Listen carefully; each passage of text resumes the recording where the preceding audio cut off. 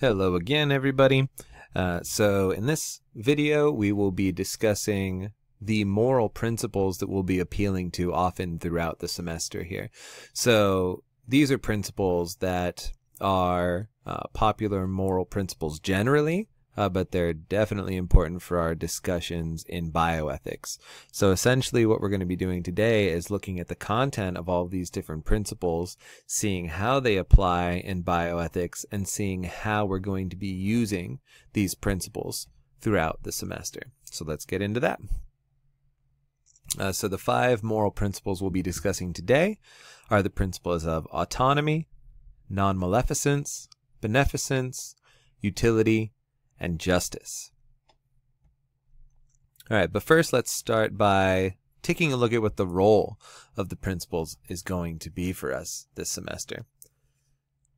So roughly, all of these principles are principles that we have found to be intuitively plausible. In other words, they're principles that just seem true to a lot of us when we're thinking about morality. And in addition to just seeming true to most of us, these principles are also supported by more general moral theories.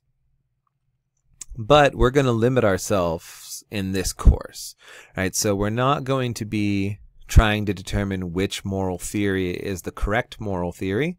We'll look at some moral theories a couple videos from now, but there are theories called utilitarianism, deontology, contractualism, so on and so forth.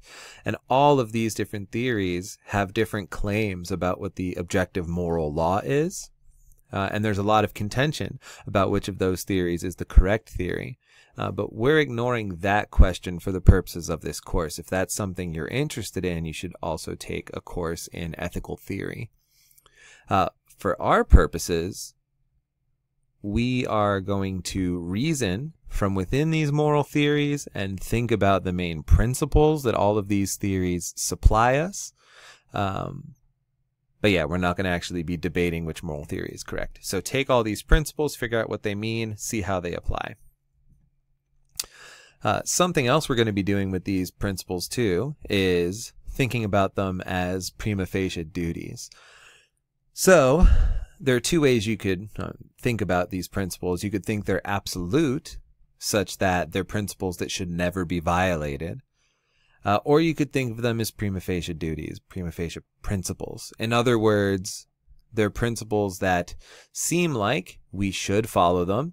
On their face, we should follow them. But there are certain reasons that can allow the principles to be overridden.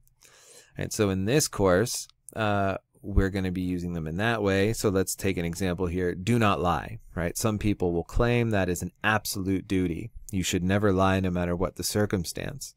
That seems too harsh, right? It seems like that's just something on its face we shouldn't do, right? Generally, we shouldn't lie. But that duty can be overridden in particular circumstances. If lying will save 1 million people, if lying will cure a child of terminal cancer, right, then it seems like, although we shouldn't lie in most cases, we now have enough reason to override that principle. That's how we're going to be using the principles in this course, right? So take all of the principles, see which ones apply to the case we're talking about, and then balance them against one another. Which principle wins out in this particular case, or which principles win out in this particular case, and which principles get overridden. And we'll look at examples of how this might happen as we keep going through this lecture. Okay, so let's get into the first principle. And the first principle is the principle of autonomy.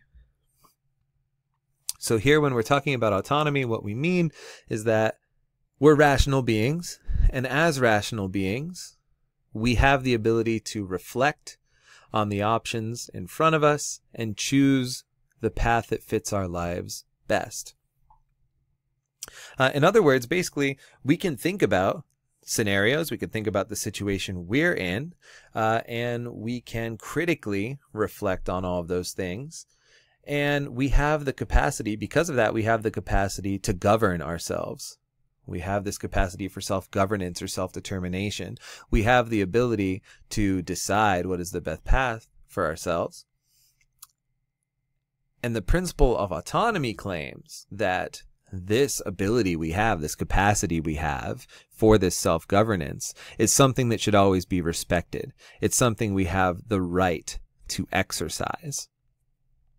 And so the rough idea is that there's just something really special about the autonomy that humans have, right? Humans have this really advanced ability to abstract away from their particular situation and think about circumstances and reason about them in a way that other animals can't, or at least most other animals can't.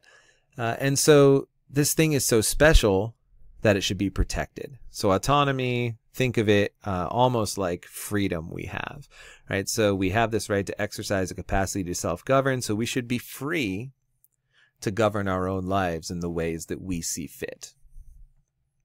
Now, there's a little bit more to say about autonomy. A person's right to autonomy restricts what we can do to them, right? So there are multiple ways we could restrict somebody's autonomy, and these would be violations of the principle, right? They're things we should not do. So I could tie you to a chair and restrict your autonomy physically, right? I could detain you against your will, and that restricts the amount of options in front of you. It restricts your ability to govern how you want to live your life, because I'm assuming you don't want to be tied up to this chair against your will, or tied up to this chair in general. But in addition to the physical restrictions we can make to somebody's autonomy, we can also make mental restrictions to somebody's autonomy. And here, a bioethical example, it applies perfectly. And so if a person is being presented with their a course of treatment or a particular type of surgery that could be useful in healing them, right, and then the doctor doesn't give them all the information, right? So the doctor either doesn't tell them enough about their illness or doesn't tell them all the information about the proposed surgery, right? Then the doctor is restricting that patient's autonomy. The doctor is restricting their ability to make an informed choice, right? So if the doctor gave them all the information, they would be free to govern themselves according to what their reason dictates. But because the doctor has taken away a critical piece of information by not revealing it, the person can't properly reflect on the options in front of them, and so the doctor has restricted their autonomy. And so that's morally wrong, right? The doctor has violated the principle of autonomy in a mental way. It doesn't always have to be physical. And then those are both examples of other inflicted restrictions, but you can also have self-inflicted restrictions. So some people think if you heavily medicate or you drink to excess, so on and so forth, you've restricted your own autonomy because you've impaired your ability to reason about your situation. Okay, so now you've seen some violations of autonomy. When are we justified in restricting it, right? We said it's just all these principles are prima facie principles, so there are going to be cases where we can override the principle.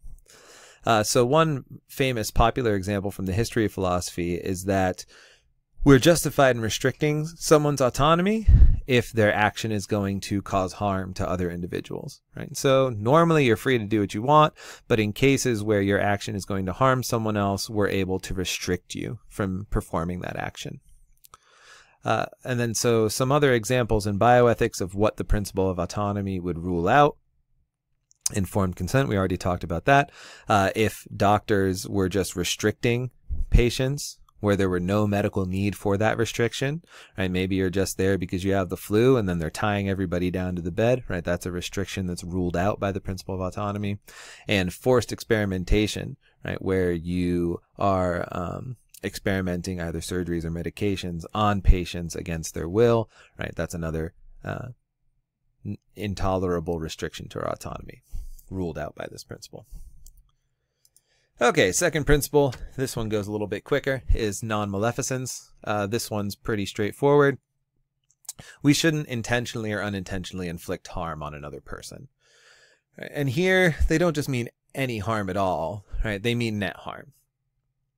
Because supposedly, intuitively, if you are administering a shot to a patient, The needle itself is going to cause some of your patients harm, right? The prick of the needle causes harm, or their anxiety about it causes harm, but your intention isn't to cause any harm.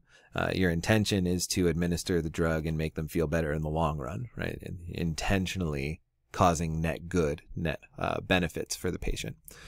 So they don't just mean any harm, they mean net harm there. And these are common, this is a very common principle in thinking about bioethics, right? The doctor's code is to do no harm, and another principle is to always exercise due care.